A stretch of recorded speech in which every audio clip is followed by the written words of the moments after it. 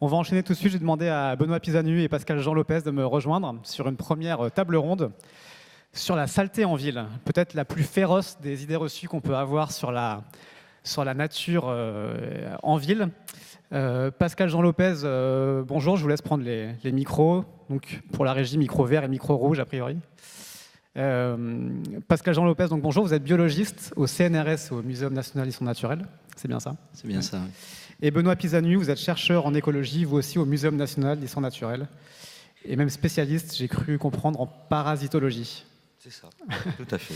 Alors là, et des rongeurs. Et les rongeurs, du coup, on va y venir, alors on est à Paris, vous savez que depuis quelques mois, on entend souvent dire que les rats ont envahi Paris, les rats pullulent, sortent et font peur à beaucoup de gens, à beaucoup de médias en tout cas.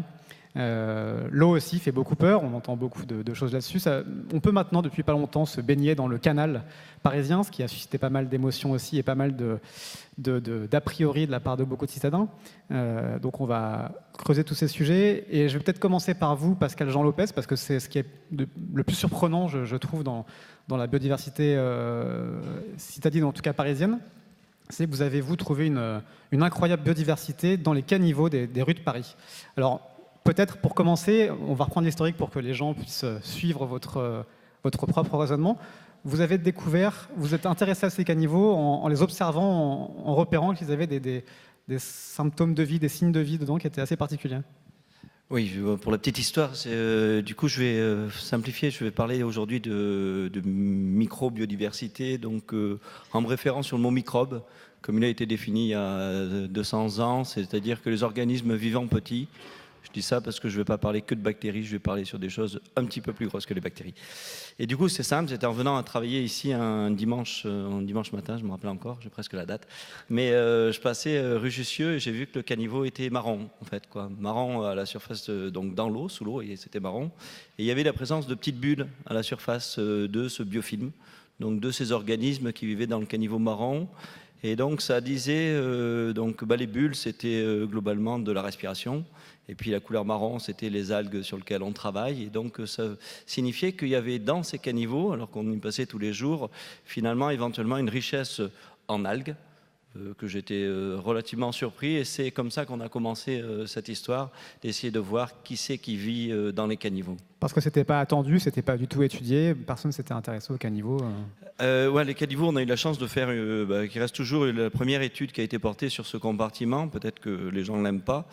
Et du coup, on a eu la chance de le regarder. Nous, on l'a regardé au travers dans sa diversité. Donc, on a regardé tout Paris. Et puis, on a comparé. Ce qui était intéressant, c'est qu'est-ce qui alimente ces caniveaux en eau non potable. Je vais revenir là-dessus. Et puis, qu'est-ce qui vit dans les caniveaux, qui vit réellement. Donc, ces couleurs qu'on peut voir dans les caniveaux. Vous verrez, j'ai regardé aujourd'hui à l'angle, je vous dirai où c'est qu'il y a un caniveau assez joli. Il est vert-marron. Mais il n'est pas très loin d'ici. Juste en face aussi, il est un peu vert. Mais bon. Du coup, l'idée, c'est de savoir qui c'est qui vit là et globalement, cette diversité, à quoi elle ressemble, à quoi elle peut éventuellement servir à l'échelle de la ville. Est-ce qu'il faut en avoir peur ou pas peur? Et qu'est-ce que ça peut représenter? Avant de revenir sur les caniveaux, c'est intéressant parce que ça nous rappelle l'histoire de la ville et du coup, on s'intéresse à l'histoire de la ville et à l'histoire du usage de l'eau dans la ville, et c'est bien parce que ça relie nous, nos us, et finalement cette diversité qu'on peut retrouver en ville. Juste pour rappel, définir une eau potable, globalement, ça date du premier tiers du 19e siècle. Avant, on buvait de l'eau de la Seine, et globalement, c'est que vers les années 1850, on a commencé à séparer les réseaux d'eau potable, donc celles que l'on boit aujourd'hui, qui viennent de la Seine, mais qui sont quand même traitées, des eaux non potables en fait, quoi. Et c'est globalement ce réseau d'eau non potable qui parcourt tout Paris, qui vient alimenter en grande partie ces caniveaux. Et c'est ce réseau d'eau non potable qu'on est allé regarder et on a comparé cette diversité à celle des caniveaux. Et je vais faire court, mais globalement si on regarde la Seine et l'eau avant qu'elle tombe dans la rue, à l'eau qui est dans la rue, et donc pour moi c'est le caniveau, on a trouvé 1 millier d'espèces qui étaient que dans la Seine, dans le canal de l'Ourcq et dans l'eau qui tombe avant de toucher le sol, entre guillemets. 1 millier d'espèces qui étaient partagées entre ces compartiments et 5000 espèces qui étaient spécifiques du caniveau au moment où on a fait l'analyse. Donc on l'a fait sur tous les arrondissements de Paris, donc éventuellement j'ai analysé votre rue, à un ou deux d'entre vous. Je peux vous dire où c'est que j'ai trouvé le plus d'espèces et le moins. C'était homogène sur Paris, je m'en suis sorti. C'est ce que je vais demander, c'est homogène, c'est ça? On trouve de la biodiversité dans ces caniveaux, un peu partout dans la ville. Ouais, globalement, on a essayé de regarder s'il y avait une corrélation géographique, évidemment, à savoir entre les différents quartiers, sans rentrer dans des caricatures. Et donc ça va, c'est homogène, sinon on n'aurait pas sorti. Je sais dans quelle rue j'ai trouvé le plus d'organismes. Quand je dis organismes, c'est ce que je disais au début, c'était algues surtout qu'on a regardé, puis gros organismes. Vous parliez de micro-organismes, pour juste avoir une idée de la taille que ça représente à peu près, c'est quelle échelle? En gros, on a regardé tout ce qui était entre 1 micron et 500 microns. Donc ça reste relativement petit, mais globalement l'idée est simple. Dès que vous voyez du marron dans les caniveaux, ça va être des algues en fait. D'accord, les mêmes qu'on va retrouver dans la mer, les mêmes qu'on va retrouver dans le canal de l'Ourcq ou dans la Seine. Et donc à l'échelle de Paris, ces algues-là, elles vont synthétiser, elles vont respirer. Alors donc vous avez trouvé 5000 espèces qui étaient propres à ces caniveaux, c'est énorme. Est-ce qu'on peut détailler un petit peu ce que vous avez trouvé dans cet écosystème de caniveaux? Alors sans entrer trop dans le détail, puisqu'on est sur là c'était vraiment des eucaryotes, on a aussi regardé les bactéries. On a trouvé en termes de... Pardon, juste, vous parlez d'eucaryotes. Ouais. Tout le monde n'est pas familier avec les eucaryotes. C'est en gros tout ce qui a un noyau, c'est ça? C'est tout ce qui est un peu plus organisé qu'une bactérie, je vais dire comme ça pour faire simple, ce qui a un noyau, mais à cette manière. L'idée, c'est que ce qui est assez intéressant, c'est que dans ces caniveaux, on a trouvé, au moment où on l'a fait, d'accord, c'est juin 2015, presque 60% des organismes qui vivaient là étaient des algues photosynthétiques. Ce qui veut dire qu'à l'échelle de la ville, dans tous ces caniveaux, ces algues, elles vont produire, capter du carbone, à leur échelle évidemment, et reproduire. Et je voudrais juste donner une notion, sans rentrer trop sur la diversité. On a trouvé deux anecdotes que je viendrai peut-être. Paris, c'est 25% de la surface parisienne, c'est des rues, d'accord, en surface terrestre à la ville de Paris. Et nous, on a essayé de faire l'estimation de l'ensemble des caniveaux, combien ça pouvait couvrir de surface. Bon, vous m'avez pardonné un chiffre qui est faux, mais vous ne pouvez pas me contredire, ça m'arrange. Ça va être entre eux, globalement, un stade de foot et 3 stades de foot entiers, de caniveaux, avec un biofilm qui vient à l'intérieur. Et donc, c'est des chiffres qu'on fait pour s'amuser soi-même, presque. Mais du coup, c'est cette diversité-là qu'on a regardée, qui, je crois, veut jouer un rôle particulièrement important. Je finirai là-dessus pour pas... C'est que j'en ai relativement persuadé, avec une idée qui est simpliste, c'est-à-dire que ces organismes, ce qui vivent là, qu'est-ce qu'ils ont à manger? Ce qu'on leur donne. D'accord? Et donc, ce qu'on leur donne, c'est effectivement l'eau d'alimentation, le ruissellement des villes, des maisons, la pollution de l'air, les micro-organismes qui sont dans l'air, et c'est l'ensemble de ces micro-organismes qui vont se retrouver potentiellement dans ces compartiments. Et donc c'est une diversité qui est riche et dont je pense qu'il présente un petit rôle à l'échelle de à quoi ça sert dans la ville. Ça doit vraisemblablement faire un petit peu de dépollution. D'accord? Et c'est vraiment l'idée qu'on en a, c'est un petit peu de dépollution. Vous me poserez peut-être tout à l'heure, et je vais répondre à la question, est-ce qu'il y a des agents pathogènes dans les rues? On trouve toujours ce que l'on regarde, entre guillemets, donc potentiellement, oui, je ne le cache pas, mais ce n'était pas le regard qu'on voulait en faire. On voulait approcher la diversité dans son ensemble et la décrire, et je finirai vraiment là-dessus. N'allez pas trop vite, c'est pas la peine. On peut prendre le temps, au contraire, peut-être juste de développer. Moi, je trouvais ça fascinant aussi. Il n'y a pas que des algues, en tout cas, il y a vraiment beaucoup de choses. Et j'aimerais juste qu'on puisse évoquer tout ce qu'il y a dans ces 5000 espèces. Il y a des choses assez incroyables. Vous me parlez de... Alors, dans les 5000 espèces, il y a beaucoup d'algues. Après, il y a beaucoup de champignons, comme on peut l'imaginer. Bon, ce n'est pas les gros, c'est évidemment des petits. C'est plutôt le roquefort que des cèpes. Mais donc il y a beaucoup de... Et puis après, il y a d'autres organismes unicellulaires qui vivent, qui vont manger des bactéries, puis des organismes qui mangent des bactéries. En gros, il y a une grande complexité dans ces caniveaux. Donc il y a un écosystème entier, fonctionnel, comme on peut retrouver, et avec une diversité qui est riche. Alors je voudrais juste donner cette notion sur cette diversité. Il y a beaucoup de chiffres qui circulent sur l'Internet, on peut tout trouver. Moi, je donnerai ceux d'une publication que j'ai lue, rapprochée au corps humain. Donc, le corps humain, c'est 39 trillions, c'est pour mettre des grands chiffres. Donc, on est à 39 000 milliards de bactéries, d'accord, dans le corps humain, pour 30 000 milliards de cellules. D'accord. Donc, on est porteur de plus de bactéries que de cellules. Et donc, on peut comprendre effectivement que regarder ce monde microbien dans son ensemble, au-delà des algues, je vais revenir sur votre question, est une question qui est importante, puisque de toute façon, aujourd'hui, c'est de plus en plus étudié, ces véhicules, ces microbes, comment ils sont transférés. Deux notions, donc dans l'air, c'est environ 100, jusqu'entre 100 et 1000 espèces d'organismes par mètre cube. D'accord ? Donc on respire tout ça. Et en termes de diversité, on a trouvé juste une chose marrante, deux choses marrantes que je raconterai. On a trouvé des éponges et des mollusques. Et je m'arrêterai là. C'était le suspense de fin de présentation. Merci beaucoup. On va revenir sur l'intérêt de toute cette biodiversité. On peut aussi aborder celle au niveau d'au-dessus, mais qui côtoie aussi les caniveaux, celle des rats. C'est votre sujet d'étude. Les rats, on en parle beaucoup dans Paris. Je disais notamment parce qu'il y a beaucoup d'articles sur le fait qu'ils pulluleraient en ce moment.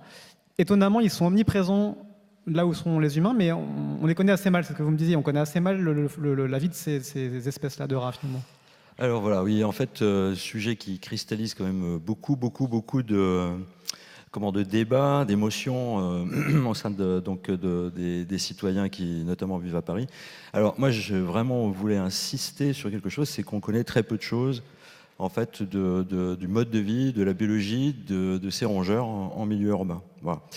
Donc en fait, le terme de pullulation me dérange toujours un peu parce que il faut pouvoir en fait savoir les quantifier et puis avoir un point de repère pour dire à un moment donné il n'y en avait pas beaucoup, à un autre moment donné il y en avait plus. Il y a beaucoup de chiffres qui circulent, parfois on entend qu'il y a 3 millions de rats à Paris. Est-ce que c'est des chiffres qui sont vraiment faits au doigt mouillé ou... Je me bats incessamment sur cette vision des chiffres.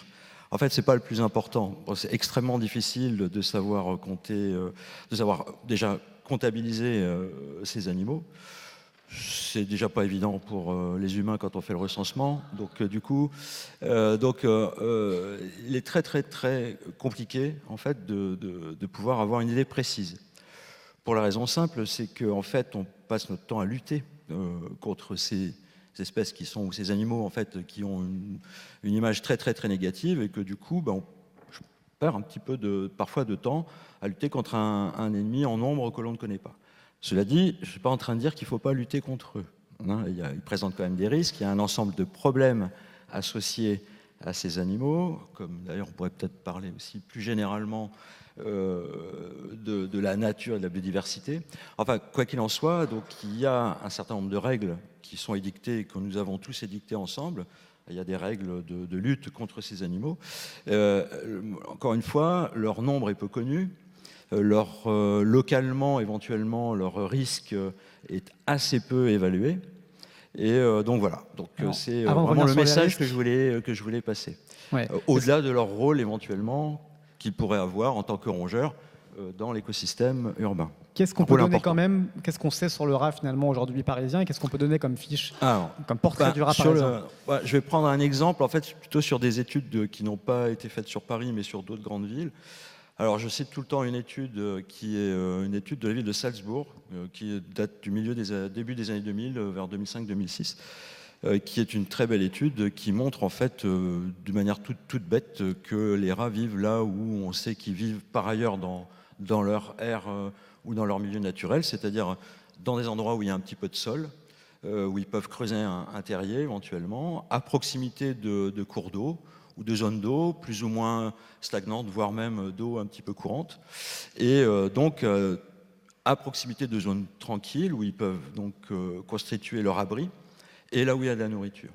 Et alors, on va peut-être revenir aussi là-dessus à un moment donné, mais bon, quand même, en ville, et notamment à Paris, il y a quand même beaucoup à manger pour ces animaux-là. On va y revenir. On n'a pas nommé ce rat, c'est le surmulot. Alors, c'est vrai, vous avez très important. Donc, le rat des villes, le rat des champs. Exactement. Alors, l'histoire du rat est un petit peu compliquée, enfin pas compliquée, elle se double de deux choses. En fait, anciennement, le rat des champs, ce qu'on appelait le rat des champs, le rat noir, Ratus ratus, est un animal qui a suivi les voies de commerce et les échanges commerciaux, de nos échanges commerciaux, il y a très longtemps, plusieurs milliers d'années.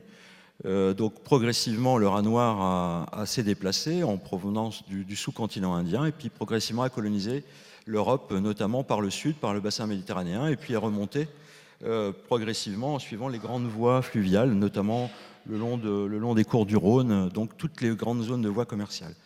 Et puis, on va dire jusqu'au Moyen-Âge, c'était la seule espèce qui était présente de rat, qui était donc arrivée par ces voies de transfert en relation avec les activités humaines. Le rat que nous connaissons aujourd'hui, qui est dominant dans les écosystèmes urbains et notamment à Paris, c'est le surmulot.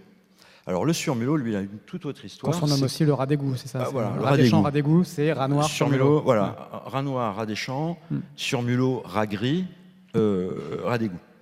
Donc lui, voilà, il arrive beaucoup plus récemment, fin du 18e, c'est ça, et fin du 18e, par donc là, cette fois-ci, des échanges commerciaux massifs entre le nord de l'Europe, les Pays-Bas notamment, et la Chine, puisque donc du coup, le surmulot est lui originaire plutôt du nord, de la partie nord de l'Asie. Et voilà, et donc du coup, il va se répandre, et notamment en ville, où il va progressivement d'ailleurs exclure le rat noir. Et c'est d'ailleurs une question qui reste un tout petit peu en suspens pour nous, les spécialistes. C'est qu'on aimerait bien savoir s'il reste un peu de rat noir sur Paris. C'est un peu le serpent de mer. Et voilà. Donc, vous me disiez le rat noir, a priori, c'est pourtour méditerranéen, surtout aujourd'hui. Alors oui, pourtour méditerranéen. Donc tout le pourtour méditerranéen, les différentes études qu'on a pu conduire, notamment pour la péninsule du Cap d'Antibes ou Istres, tout le pourtour, le rat noir, Rattus ratus, est très présent. On l'attrape très régulièrement. Alors ce surmulot méconnu, on va quand même essayer de compléter un peu sa carte d'identité. On sait qu'il est très intelligent, c'est parfois aussi méconnu, en tout cas plus intelligent que les dératiseurs aimeraient. Vous me disiez, il y a des anecdotes assez incroyables de rats qui déjouent les pièges qui prouvent un peu leur intelligence. Alors, intelligence animale. Le terme déjà... Oui, non, en fait, à partir du moment où un animal, tous les animaux, je veux dire même tous les végétaux, presque, si j'extrapole, mais tous les animaux interprètent leur environnement, donc l'utilisent, l'exploitent, le reconnaissent, apprennent à déjouer les pièges de leur environnement. Donc, c'est une marque d'intelligence. Donc, alors, le rat... Pour faire un petit peu peut-être être un petit peu plus malin, c'est vrai. C'est un animal qui a des grandes capacités à exploiter son milieu et son environnement. Alors, il ne faut pas oublier quand même que ces rongeurs sont des animaux qui sont, même sur leur aire naturelle de distribution, vivent en étroite association avec l'homme depuis extrêmement longtemps. Donc il y a probablement des adaptations ou des capacités comportementales à exploiter leur milieu de manière très importante.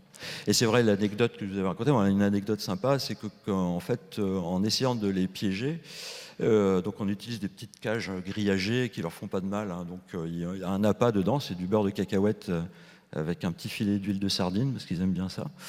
Et en fait, et puis un petit peu de grain. Et donc, ça nous est arrivé de voir les rats, en fait, ne pas rentrer dans le piège par la porte d'entrée, on aimerait bien qu'ils rentrent, mais carrément creuser par en dessous le piège grillagé pour aller accéder à l'appât qui était tombé sous le piège. Donc, ce sont des animaux, effectivement, qui déjouent les pièges, tout à fait. Une dernière chose peut-être pour rendre le surmulot encore un peu plus sympathique. J'avais vu qu'il y avait beaucoup de capacités d'empathie envers leurs congénères chez ces animaux et de générosité. C'était assez fou les expériences qui montraient la capacité à délivrer leurs congénères en cas de problème, même s'ils n'ont aucun intérêt à le faire. Ça, c'est vrai qu'en éthologie, il y a beaucoup de travaux. Alors, il n'y a pas que les rats, il y a les oiseaux aussi. Il faut citer l'exemple des corneilles, notamment, qui est un animal absolument fabuleux. Oui. La connaissance, encore une fois, de ces animaux dans leur milieu naturel ou dans le milieu sauvage. Et en fait, ces rongeurs de la famille des muridés, comme une famille un peu particulière, pour les rats en tout cas, vivent en groupes familiaux. C'est vrai pour les souris aussi. Donc en fait, ce sont des animaux qui vont exploiter un environnement, qui utilisent un espace et qui en fait l'organisent autour de petits groupes familiaux. En fait, les femelles, il y a une femelle en général qui gère un peu le domaine, donc qui se reproduit. Donc quand les petits sont sevrés, sont chassés, et les mâles qui sont un peu plus prospectifs, qui se baladent à droite à gauche. Mais vraiment, les femelles constituent comme ça des noyaux avec des associations assez étroites. C'est quelque chose qui est probablement général chez beaucoup de rongeurs, même chez les écureuils, par exemple. Alors, un point commun de vos deux domaines d'études, peut-être, c'est la capacité éventuelle, ou en tout cas prêtée à ces animaux, de participer au nettoyage de la ville. C'est ce que vous disiez, Pascal Jean Lopez. Vous parliez même de prestations d'épuration que pourrait avoir dans les caniveaux pour participer à nettoyer la ville, cette micro-diversité. Oui, je pense qu'effectivement, dans les caniveaux, c'est des zones d'échange qui ne sont pas négligeables éventuellement à l'échelle de la ville. Et donc, il va y avoir un transfert vers des polluants atmosphériques, vers effectivement le caniveau, et donc l'eau qui se retrouve là, sur des surfaces qui peuvent être éventuellement relativement importantes. Et pourquoi ce rôle qu'on suppose, qu'on n'a pas eu le temps de regarder à l'heure actuelle, c'est qu'on trouve des organismes qui sont ici, qui sont partagés avec ceux qu'on peut aussi retrouver dans des stations d'épuration. Donc si on regarde au niveau de l'identité des organismes, il est là. Et donc en fait, finalement, on est un peu sur le même milieu. C'est-à-dire qu'évidemment, ce n'est pas une station d'épuration. Le caniveau, pour beaucoup, il est sale. J'avais des photos des années 30, les enfants y jouaient dans les caniveaux dans les années 30. Aujourd'hui, on trouve encore quelques enfants qui y jouent, et puis des gens qui l'utilisent en eau d'alimentation. J'ai vu la semaine dernière quelqu'un qui se lavait les mains dans le caniveau. Je dis ça parce que moi je le fais aussi, mais j'ai le regard des gens qui, chaque fois que je vais effectivement faire mes prélèvements, où j'y vais sans gants, essentiellement pour ne pas leur faire peur, donc son regard de malsain, mais effectivement il y a des échanges de l'environnement, et ils vont ici à l'échelle de la ville sûrement dépolluer. Et donc on pense éventuellement, et l'une des choses qui est relativement simple, donc si on reste que sur la rue, c'est que effectivement ici est déversé et va se retrouver un grand nombre des polluants évidemment des voitures. Et donc globalement, je pense qu'ils ont aussi un rôle éventuellement dans la dépollution des huiles de moteur et du relargage effectivement par les véhicules les gaz d'échappement aussi, ou qui circulent, et des échappements aussi. Et on a là encore quelques évidences sur certains organismes qu'on a pu retrouver, qui auraient aussi été retrouvés dans effectivement des histoires de dépollution de dérivés du pétrole. Donc il y a potentiellement dans ces caniveaux des sources de micro-organismes qui ont des propriétés intéressantes, puisqu'ils travaillent en ville et donc ils sont habitués à la ville. Et je dis ça pour donner une anecdote que je vous avais racontée, où il y a des gens qui travaillent cette fois-ci en dessous, donc on en a parlé tout à l'heure, donc dans les égouts en fait, pour notamment y chercher des organismes qui potentiellement présentent des capacités de lutte contre les maladies. D'accord, certaines espèces de virus éventuellement particulières qui sont retrouvées dans les égouts, qui sont aujourd'hui travaillées par des gens qui travaillent dans le milieu hospitalier comme élément de lutte, c'est-à-dire que c'est des réservoirs de diversité importants qui ont des propriétés intéressantes, alors on peut y chercher ce qu'on veut, et qui sont particulièrement bien adaptés à leurs environnements, ce qui est le cas de la nature en général, et la nature en ville, c'est aussi pour ça qu'on en parle, c'est ces processus adaptatifs, et donc il y a éventuellement ici une diversité intéressante à regarder ou éventuellement à exploiter. Vous dites espèces qui se sont adaptées, ça veut dire qu'on peut supposer que ce sont des micro-organismes qui ont muté pour manger des huiles de moteur, pour manger des particules fines? Ouais, alors muter sur des... peut-être pas, enfin, je dis au moins, j'en sais rien, à vrai dire. Non, c'est juste qu'ils ont des très très grandes capacités d'adaptation, et étant donné que la diversité est importante et que les villes sont présentes depuis longtemps, effectivement, il y a pu effectivement à un moment donné avoir certains organismes qui sont déplacés et qui ont été retrouvés ici. L'empreinte humaine sur la transformation de l'environnement est relativement importante, c'est vrai aussi dans les sols. Je ne pense pas que ce soit abordé dans la profondeur ici. Il y a pas mal d'études qui sont faites, même ici au muséum, sur la diversité des sols, d'une diversité qui est absolument incroyable. Je donnerai un chiffre pour Central Park à New York. C'est des études avec des grands chiffres, mais parce qu'il y a beaucoup d'analyses. Mais c'est près de 120 000 bactéries différentes dans Central Park, et près de 43 000 eucaryotes. Donc toujours ces petits, gros, moyens organismes qui vivent là. Et donc là encore, effectivement, on a une diversité importante en fait. Cet écosystème, il s'occupe de cette pollution en partie urbaine, et j'imagine qu'il se nourrit aussi de matière organique, de feuilles mortes, de choses qui sont une nature dans la ville, qui vient dans les caniveaux par ailleurs. Ouais, on n'a pas étudié encore le cycle, qu'est-ce qui mange entre guillemets, et qu'est-ce qui dégrade et qu'est-ce qui se passe. Mais votre remarque est juste, et je l'ai dit tout à l'heure, il y a pas mal d'organismes qui sont véhiculés par l'air, en fait, d'accord? Les petits, évidemment. Et on retrouve dans les caniveaux certains organismes qui sont aussi associés aux feuilles des arbres. Donc effectivement, certains caniveaux qui ne sont pas très très loin d'un parc, et ce qui est sûrement le cas ici autour du muséum, vont avoir des micro-organismes qui viennent des feuilles en fait, et des arbres. Et donc il y a ce transfert d'organismes, c'est vrai par voie aérienne, ça a été bien montré. Et donc on a cette adaptation de la ville à différentes périodes. En fait. Benoît Pisanou aussi pour les rats, il y a beaucoup évidemment de liens entre les rats et les déchets. Un rat peut manger jusqu'à 25 grammes de déchets par jour, c'est ça? C'est ce qu'on peut lire en tout cas. Est-ce que vous confirmez ce chiffre? Est-ce que c'est une estimation qui est encore un petit peu fluctuante? Alors, un surmulot, ça pèse, on va dire en moyenne 300-350 grammes. 25 grammes, ça fait 10% de son poids, donc c'est probablement plus. Plus que ça? Oui, probablement plus. Donc effectivement, ce sont des animaux qui exploitent tous nos déchets. En fait, donc ils sont parfaitement bien adaptés à ça.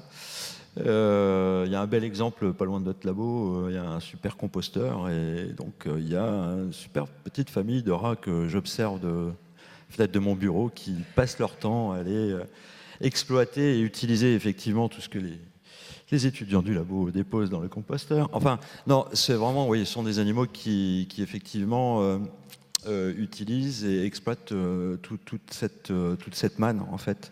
Alors après, toujours pareil, je réinsiste, comme on a très peu de données sur leur nombre, difficile d'extrapoler à leur rôle réel. Mais indéniablement, effectivement, ils prennent part une bonne partie, ou en tout cas une partie des déchets que nous laissons comme ça un peu à l'abandon. On ne peut pas extrapoler, pour autant les défenseurs des rats disent parfois que sans les rats, on serait submergé par les déchets en ville.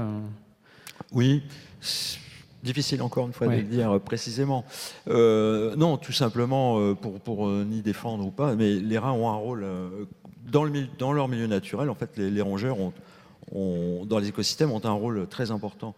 Ce sont vraiment des espèces qui à la fois sont des consommateurs, donc il y en a certains qui sont herbivores, qui mangent des plantes, d'autres donc vont manger des graines, d'autres vont manger des insectes, donc ils ont eux-mêmes un rôle de régulation dans le milieu naturel. Et ce qui est très important, c'est qu'eux-mêmes sont des proies pour d'autres animaux, des carnivores par exemple. Donc les rongeurs, dans un écosystème, je dirais, sain, ont un rôle vraiment important. On peut même aller au-delà.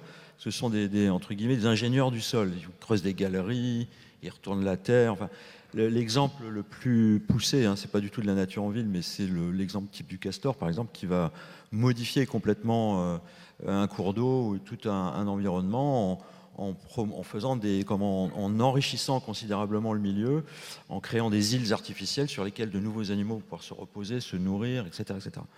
Bon, c'est cette vision-là qu'il faut déjà, je pense, avoir dès le départ. Après, dans un milieu beaucoup plus simplifié, malgré tout, tel que les structures urbaines, donc voilà, ces rongeurs ont une place, consomment, effectivement, et peut-être ne sont pas suffisamment consommés par des prédateurs qui manquent un petit peu en ville. Oui, parce que le chat ne sert à rien pour tuer les rats. C'est pas. Le chat, oui, si, le chat, mais bon, le chat, voilà, quoi, le chat. Donc le chat, oui, effectivement, peut avoir un rôle à jouer. Le renard pourrait avoir un rôle aussi à jouer. Oui, si les chats vont forcément avoir un rôle dans la prédation du rat ou des petits rongeurs en ville, quoi. Et il y a aussi un lien très étroit entre l'apport de déchets et les rats et leur capacité de nuisance, c'est-à-dire que vous m'expliquez aussi que les rats avaient besoin de toute façon morphologiquement de ronger leurs dents qui poussent sans arrêt, et donc c'est quand ils n'avaient plus assez de déchets finalement qu'ils s'attaquaient au câble électrique ou à d'autres choses ou potentiellement. Oui, mais en fait, bon, ça reste aussi encore assez mystérieux. Il y a probablement peut-être aussi des composés un peu plus bio dans les câbles électriques à base de cellulose qui font qu'ils vont peut-être donc s'amuser à les ronger. Non, encore une fois, effectivement, je reviens sur la notion, ce sont des animaux qui construisent des terriers. Alors, quand il n'y a pas d'espace vert ou de sol, eh ben, ils vont construire des terriers, donc ils vont faire des galeries.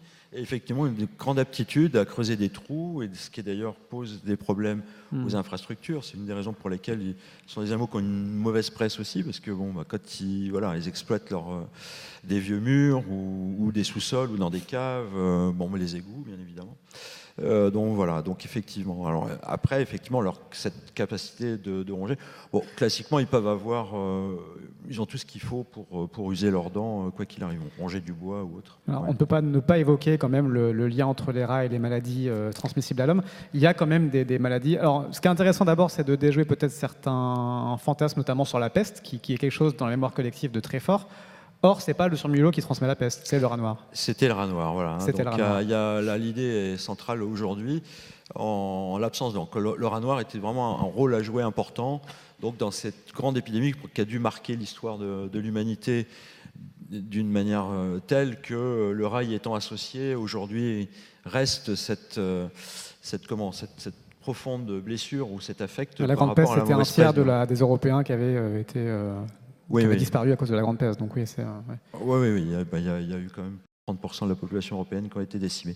Donc le surmulot, non, lui n'est pas en lien direct avec la peste notamment. Alors bien évidemment, ce sont des animaux qui sont porteurs de pathogènes, de bactéries, éventuellement de virus, donc dont certaines sont directement liées à l'eau. La plus connue, la plus étudiée et la plus importante, c'est donc qu'on appelle la leptospirose, qui est transmise par l'urine des rats. Les rats, eux, portent cette bactérie d'une manière tout à fait... Ils sont porteurs sains, en fait, ça ne les affecte pas directement dans leur santé. Et donc, par leurs urines, peuvent contaminer l'eau, et notamment l'eau potable. Donc là, on rentre dans des problématiques plus de santé. Et donc, effectivement, on ne peut pas dire non plus que les rats sont tout mignons, etc. Donc, il y a une vigilance. Cela dit, encore une fois, donc la mise en œuvre de la protection ou de l'organisation, notamment des réseaux d'eau potable, fait en sorte que le risque est très limité. Je voulais aussi insister sur une chose, c'est que le rat a mauvaise presse, parce que aussi il est souvent associé à donc des endroits dans les villes qui sont un petit peu délaissés. C'est là où il y a effectivement un peu plus d'habitats qui lui sont offerts, des zones de prairies abandonnées ou des friches abandonnées. Et donc, il y a aussi cette dimension-là sur laquelle moi je suis un petit peu moins à l'aise, mais qu'il faut vraiment prendre en compte.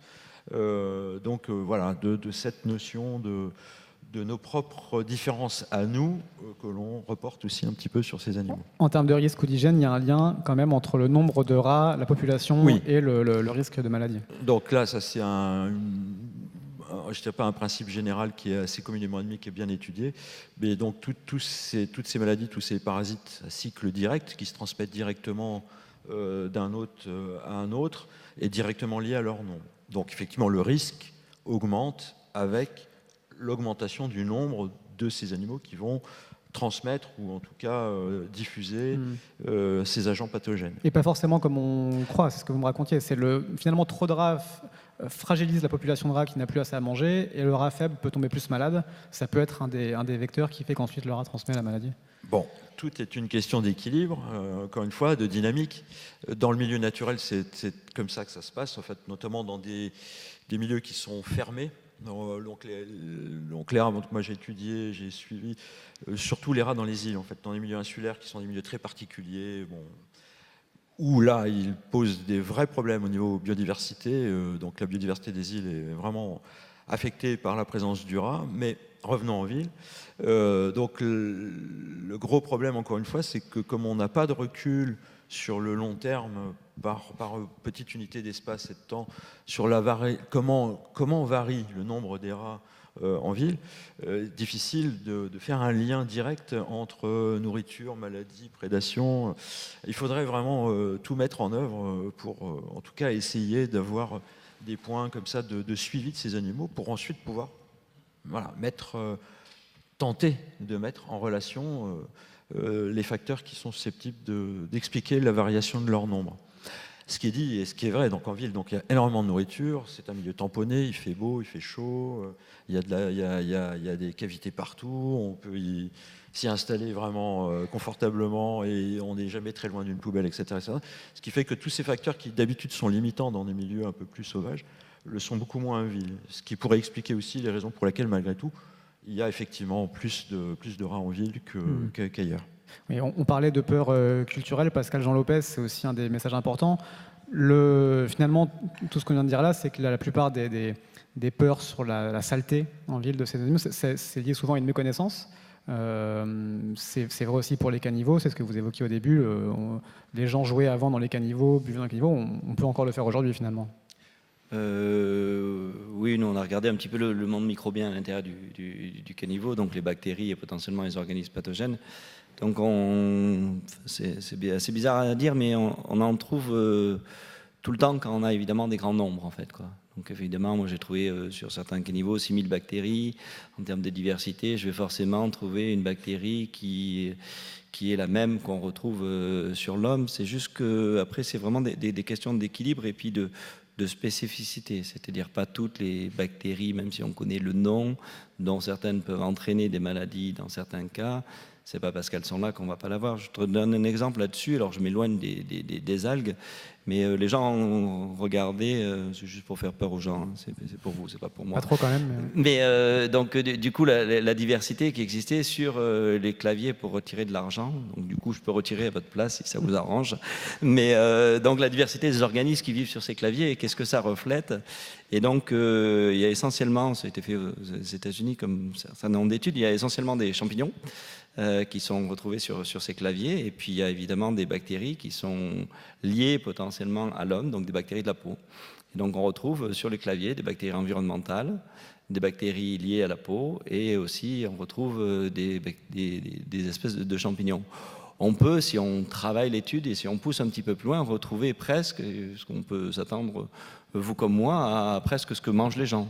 C'est-à-dire qu'évidemment, en fonction de l'alimentation, on va avoir des spécificités et les gens ont pu montrer globalement des grandes études à l'échelle des villes comme New York sur des grandes populations qui avaient des liens assez directs entre les gens potentiellement et ce qu'ils mangeaient et globalement la diversité qu'on pouvait y retrouver là. Donc partout on peut retrouver ça, je disais ça, je vous en parlais, il y a une étude qui est en train de sortir, qui a été faite sur les bactéries donc dans Paris, je vais peut-être être méchant, mais les gens ne sont pas là, j'espère, qui ont regardé, c'était une boîte qui fait effectivement qui lave, qui fait du nettoyage, et donc évidemment qui est capable de sortir les chiffres, le nombre de bactéries potentiellement pathogènes dans Paris.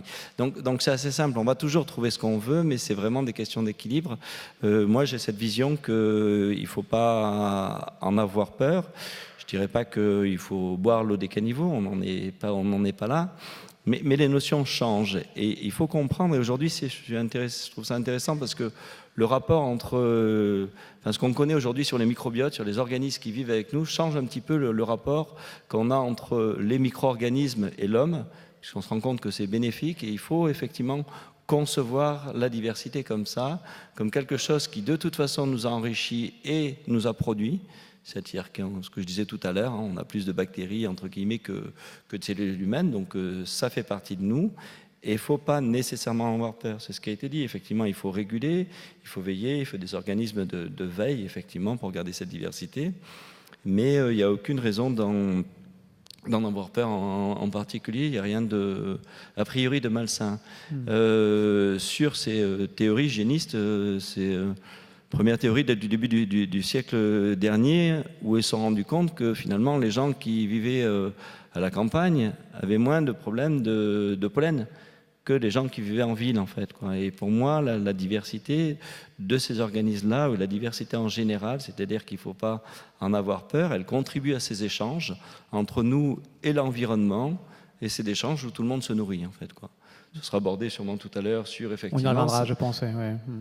Bon, mieux connaître finalement la biodiversité, c'est mieux en tout cas pour moins en avoir peur et mieux les appréhender. C'est un peu le message commun, je crois, à tous les deux. Merci beaucoup pour vos explications. Merci à vous. Merci. Merci.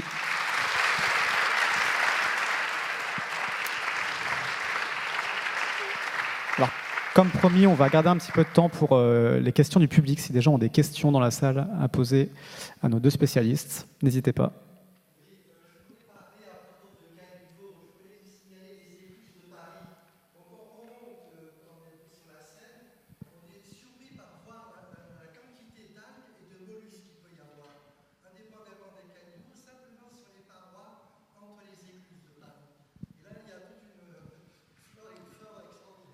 Ouais, donc du coup, c'est ce que je disais. Donc nous, on a retrouvé effectivement dans l'eau des caniveaux, hein, d'accord, et dans l'eau avant qu'elle tombe dans le caniveau, des mollusques en fait, hein, et c'est les mêmes en fait. Donc j'ai pas trouvé des mollusques entiers, hein, je sais pas aussi.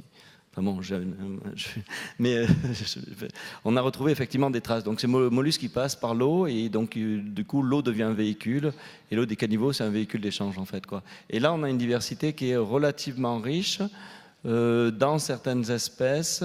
Et vous verrez, les couleurs, c'est vrai aussi, varient en fonction de l'année, comme vous le pouvez le remarquer.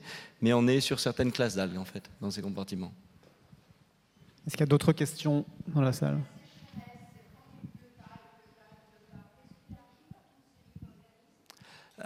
Et donc, du coup, comme vous avez sûrement entendu, il y a plein d'organismes qui ont capacité de faire des sports de résistance, ce qu'on appelle. Et donc, certains d'entre eux, donc on a des sports qui vivent ici. Il y a certaines de ces espèces de champignons qui ont des capacités de résistance à la déshydratation importante. Donc, vous avez parfaitement raison. Un grand nombre va disparaître. Pas toutes les rues sont en eau tous les jours. Mais effectivement, les dynamiques de colonisation sont rapides. Et donc, on va voir ces cycles d'apparition-disparition. D'autres questions?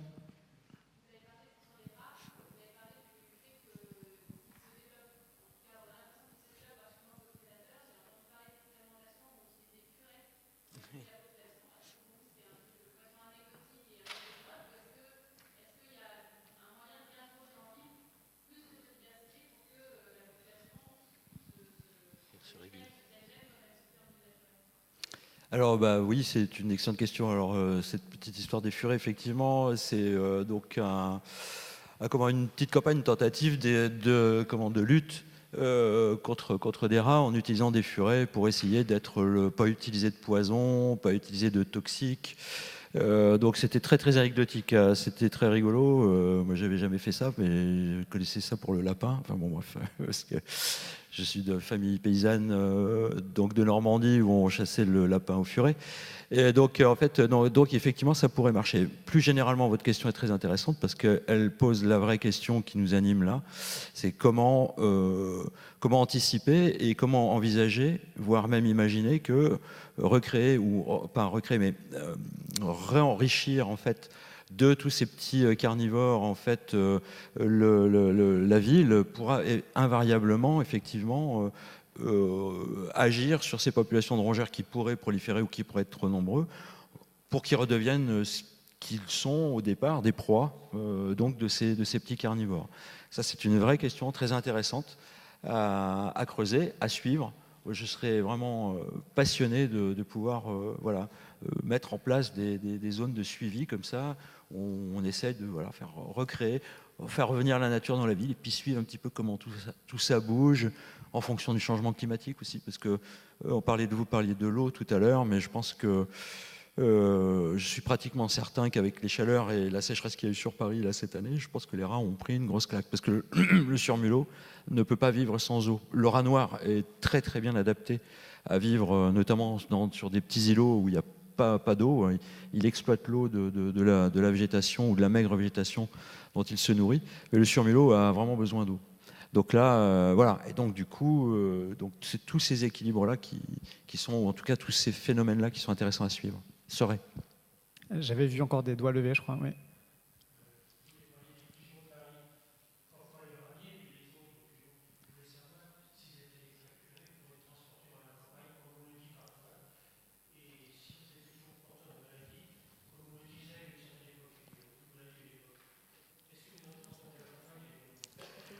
Alors sur les pigeons, je ne peux pas vous répondre, je suis désolé, je ne connais pas suffisamment bien ce dossier-là. Mais c'est vrai qu'au même titre que les rats, les pigeons sont très nombreux, à l'évidence. Je ne sais pas du tout où en sont les actions de contrôle ou de déplacement de population, voire même de lutte. Oui, Philippe ? On y reviendra peut-être avec Philippe Clergeau. Ah bah voilà, aussi. d'accord, très bien. Bon. Philippe, bah vas-y Philippe, oui. Quand même. Non, bah si, bah c'est bien. Ça fera la transition avec après. Alors juste quelques éléments. Ça bouge et ça dépend énormément des municipalités. Hein, la gestion des pigeons de ville. On parle bien des pigeons de ville, on est d'accord, et pas des pigeons ramiers, une autre espèce dont on parlera peut-être un peu tout à l'heure. Chaque ville a une tendance à limiter, c'était surtout l'alimentation, avec beaucoup de difficultés, parce qu'il y a énormément de gens qui nourrissent les pigeons. Et on a été très bien démontré, il y a des très beaux travaux suisses et autres, qui démontrent que c'est la nourriture que l'on donne aux pigeons directement. Donc non seulement ce qu'ils trouvent tout seuls, comme les rats, mais aussi ce qu'on leur donne, et c'est énorme ce que ça représente comme volume, qui fait que cette population de pigeons peut se maintenir quoi qu'il se passe. C'est un oiseau excessivement prolifique qui fait jusqu'à 8 reproductions dans l'année, hein, c'est énorme. Donc du coup, même s'il y a une mortalité, c'est compliqué. Donc du coup, les travaux qui ont été menés, c'était surtout pour limiter cette alimentation, les formes d'alimentation. Les détruire, on a très bien démontré que ça ne marchait pas très bien. Il y a des très beaux exemples, notamment... Quand à Barcelone, ils ont supprimé tous les pigeons avant, c'était 96, les Jeux Olympiques, ils ont supprimé tous les pigeons de la ville pour ne pas avoir de problème, il y en avait trop. Ils ont supprimé tous les pigeons, ils ont mis les moyens, ça marchait. Et puis ce qui s'est passé, c'est que petit à petit, les pigeons sont revenus. Ils sont revenus d'où ? C'est que ces pigeons de ville, ils vont de ville en ville, et on s'est aperçu qu'il y avait énormément de transferts. Donc ça ne sert à rien de lutter, c'est toujours pareil, hein, on se retrouve avec les problématiques d'équilibre et autres.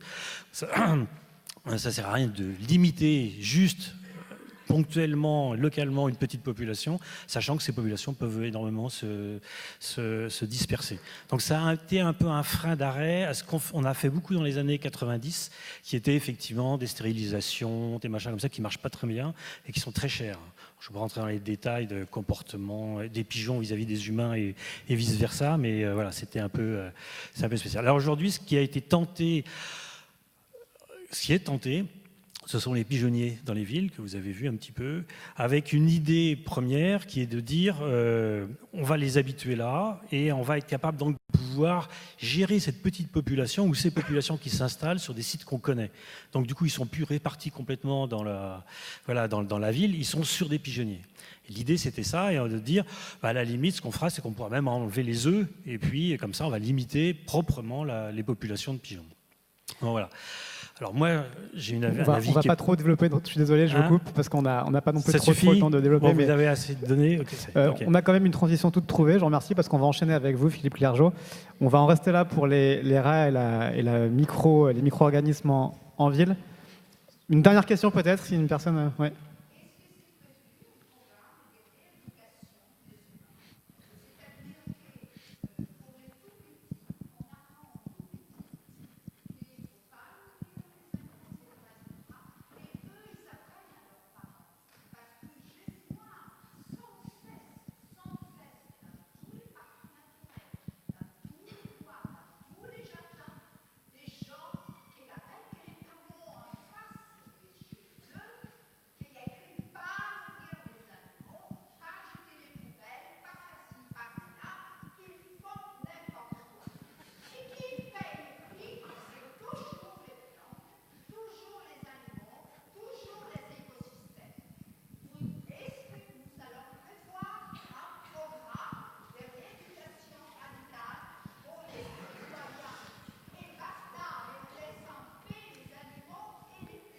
Je ne suis pas sûr que ça rentre dans les fonctions du muséum de rééduquer les gens, malheureusement.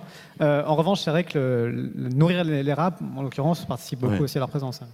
Peut-être que devant les bars, on pourrait mettre ne pas nourrir le caniveau, mais je sais pas. Oui, on peut essayer, peut-être, je sais pas. Non, bon. Pour enrichir un tout petit peu la chose, vous avez tout à fait raison, madame. En fait, l'éducation et l'école, hein, c'est vraiment fondamental. Et l'égalité entre nous et avec la nature passe par l'école. De mon point de vue, non, je voulais juste enrichir la notion. C'est par exemple, je travaille aussi sur des écureuils roux, et notamment une petite population qu'on suit au parc de Sceaux. Et on s'est aperçu que dans les milieux, justement, ce type de milieu, des populations de ces espèces qui sont présentes, notamment de cette espèce qui est une espèce patrimoniale avec un statut de protection, bénéficient quelque part d'être alimentées par le public, et donc avec des populations qui ont des nombres très importants. Donc c'est une vraie question, le nourrissage de la faune sauvage, le rôle qu'on a avec nos commensaux, en tout cas les animaux avec lesquels on vit, voire même les plantes. C'est une vraie question. Ne pas nourrir du tout, c'est peut-être pas la solution.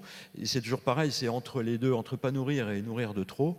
Et ben, encore une fois, essayer de trouver l'équilibre, la compréhension de, surtout quand on agit, quand on fait quelque chose, quand on lutte ou quand on protège, qu'est-ce que ça a comme conséquence. Et peut-être qu'on s'apercevrait que si on faisait rien, eh ben, ce serait pas mal non plus. Voilà. On va en rester sur ce dernier conseil. Merci encore à vous, Benoît Pisanu, Pascal Jean Lopez.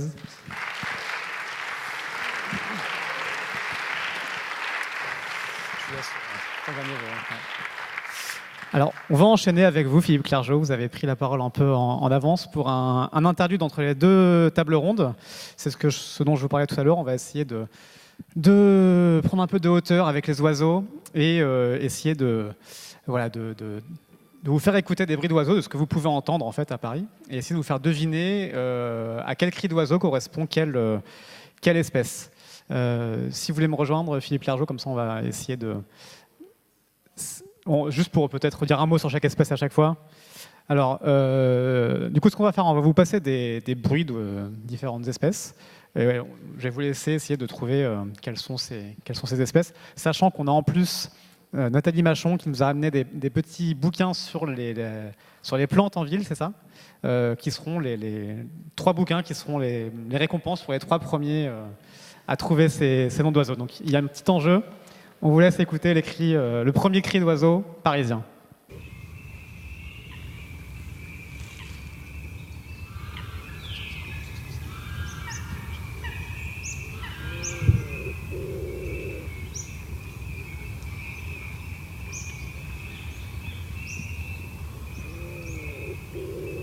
Bon, c'est discret, mais c'est quand même le plus connu.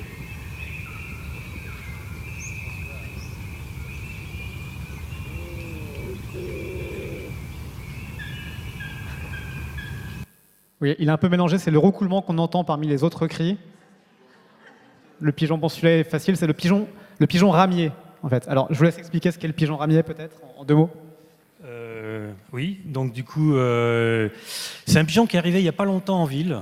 Avant, c'était le pigeon des villes, donc il y a un ancien pigeon, le pigeon biset des falaises. Et le pigeon ramier est une espèce granivore qui est arrivée en ville, qui s'est installée et qui a, aux surprises, complètement changé son régime alimentaire petit à petit. Et aujourd'hui, il mange pratiquement la même chose que notre pigeon biset. Donc on voit aussi des pigeons ramiers manger des frites, des hamburgers et les petites cochonneries qu'il y a dans les trottoirs. Voilà. Donc du coup, une nouvelle espèce. Alors elle niche pas dans les trous, hein. C'est une espèce qui niche sur les arbres, qui continue à faire son nid. Et c'est une espèce qui est chassée, qu'on appelle la palombe, voilà, dans d'autres régions.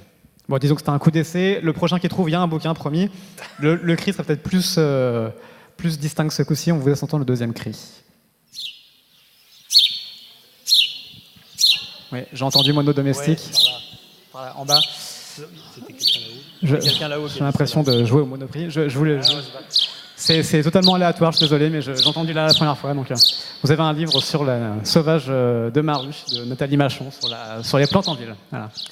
Alors, le moineau domestique, donc c'est le piaf, hein, c'est le pirot, qui est une espèce qui était très abondante au XIXe siècle. Il mangeait énormément le son qu'il y avait dans l'alimentation des chevaux et aussi ce qu'il trouvait dans les crottes de cheval. Hein, voilà.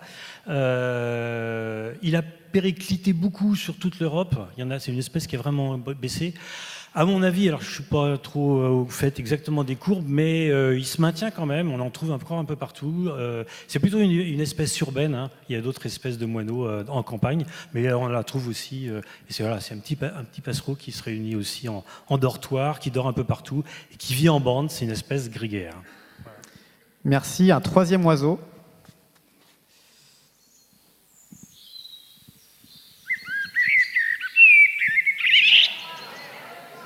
Ouais, j'ai entendu. Alors, c'est complètement impossible de savoir qui a dit le mot en premier. J'ai entendu par là-bas, donc soyez honnêtes. Mais... Je vous laisse expliquer ce qu'est un merle noir. J'ai entendu le monsieur ici, peut-être. Merci beaucoup. Je vous en prie. Alors, le merle noir, bon, on l'entend, tout le monde le connaît. Hein, c'est un oiseau qui est très très présent dans nos jardins. C'est une espèce typiquement forestière. C'est une espèce de la forêt. et comme le rouge-gorge ou d'autres. Et elle est arrivée dans nos villes et c'est complètement adapté aux structures de jardin. Il lui faut de l'herbe pour aller chercher ces vers de terre. Vous avez tous vu les merles qui tirent les vers de terre. Et puis pouvoir nicher dans les buissons. Donc voilà, pour avoir des merles dans son jardin, il faut avoir des buissons, puis un petit coin de pelouse et un peu d'espace pour qu'ils puissent se nourrir. Alors, 4e oiseau, et c'est le dernier cadeau, donc soyez bons. Ouais, très bien, impressionnant. Très bien. Là, donc la perruche à collier, donc c'est une espèce exotique. Vous pouvez, alors, Elle en a vous déjà avez déjà un. un bouquin, il y a un 5e oiseau après, donc comme ça on aura un autre vainqueur. C'est un oiseau exotique qui est importé chez nous à Paris, il vient d'Inde essentiellement. On a démontré ça, on a fait des études génétiques pour voir d'où est-ce qu'il venait. Et puis il est parti des aéroports, c'est des cages qui se sont ouvertes. Et puis il s'est installé. Et il s'est installé très très bien. Et voilà, il se reproduit. Aujourd'hui, on a un peu plus de 5000 sur Paris. Et on se pose des questions, savoir si ça pose des problèmes, parce qu'il rentre en compétition avec pas mal d'autres cavernicoles. C'est un oiseau qui dort, qui vit dans les trous d'arbres. Et vu sa cinétique, on a des inquiétudes aussi sur cette nouvelle espèce qui s'installe, surtout dans la ville. Il y en a un peu en campagne, mais c'est surtout dans la ville. Je fais court. Alors voilà, on a un dernier oiseau et un dernier ouvrage à offrir.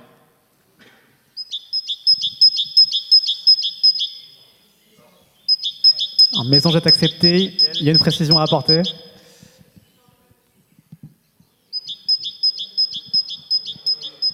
Mésange charbonnière, c'est ça, exactement. Très bien. Bravo, monsieur. Alors, les mésanges, c'est des petits passereaux très nerveux, très actifs. Et c'est l'espèce, sans doute, pratiquement avec le merle noir et le rouge-gorge, c'est l'espèce qui est la plus commune dans les villes. Comme petit passereau, il s'est complètement étendu et il est capable de nicher un peu partout. Donc dès qu'il y a un parpaing avec un trou ou autre chose, on n'a pas que la mésange bleue qui a été citée tout à l'heure, qui est plus petite. Et la mésange charbonnière est très très tolérante, même en plein centre-ville, on en trouve sur les alignements d'arbres où il n'y a rien d'autre. Et il arrive à trouver des nids des cavités pour se nourrir et puis des zones à manger quelques insectes, surtout maintenant où on a arrêté les pesticides, on en parlera tout à l'heure. Parfait. Merci beaucoup, Philippe Clergeau. On vous retrouve en fin de journée pour d'autres explications.